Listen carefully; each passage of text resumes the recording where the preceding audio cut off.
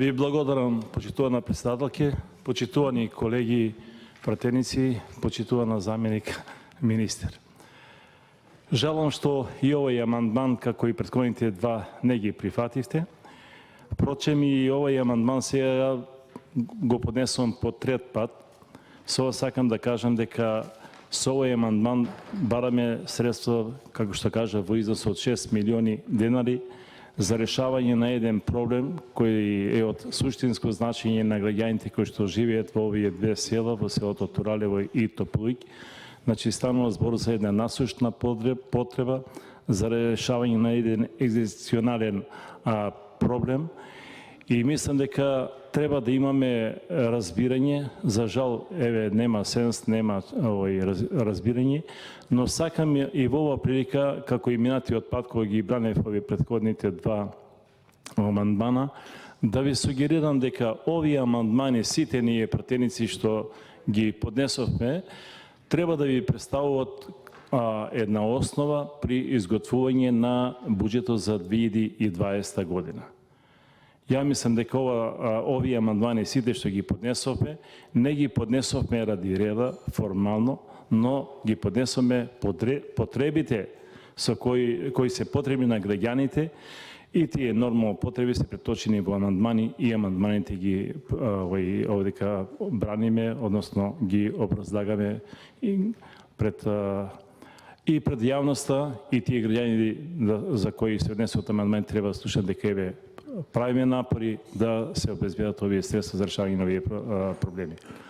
Јас сакам во ова прилика да кажам дека сите што сме на раководни места, особено ова го се однесува на владата и на ресорните министерства, треба да се посветат на решавање на овие проблеми кои ги овдека изнесуваме во овие изминати 5 дена колку и трае нели ова амандманска расправа.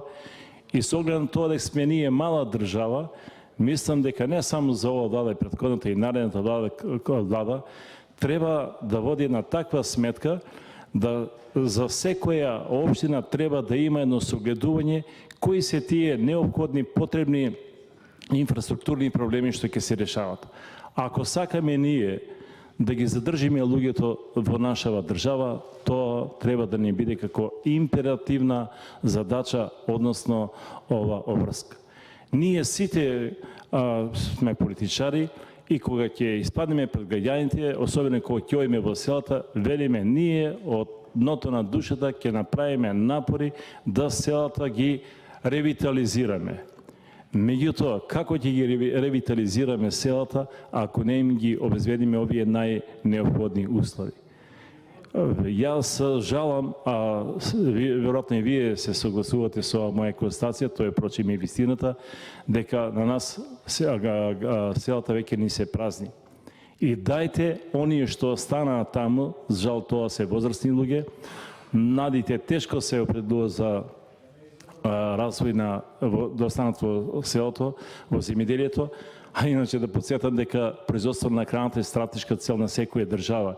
И ние затоа велам дека мора владата да направи сериозно согледување на која општина, во која општина, кои се тие приоритетни проблеми што треба да ги решаваме, за да можеме да луѓето ги задржиме. Инаку сакам да кажам дека со оглед на тоа дека по трет пат го поднесувам овој амандман, општината веќе има изготвен основен проект, на проектот е направена ревизија, само сега се чека на обезбедување на средства и да се имплементира.